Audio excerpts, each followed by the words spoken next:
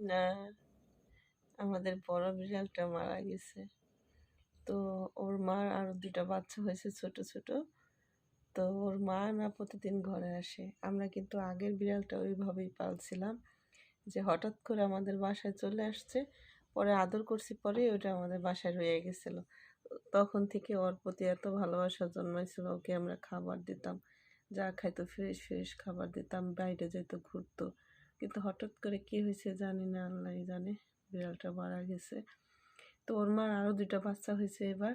তার মধ্যে এই যে একটা, আরেকটা বাইরে আছে। আরেক ওই যে রান্নাঘরে আছে। তো এখান থেকে ২ টা একদম এরকম ২ টা বাচ্চা। তো আমার ছেলে এটা নিয়ে আসলো এইমাত্র কোলে করে। মানে আবার দিয়ে আসবে। এখনো দুধ খায়, বুকে দুধ খায় ওর মার। কিন্তু যে আদর করতেছে চুপচাপ বসে আছে। আজকে আবার ওই যে আগের বিড়ালটার জন্য ফ্রিজে মাছ আইনা রাখছিলাম, যে মাছ খাওয়াইতাম। সেই মাছ রয়ে গেছিল। কারণ ওটা তো মারা গেছে। তো ওই মাছ আবার যে ওদের খাওয়াচ্ছি। অনেক ভালো লাগতেছে।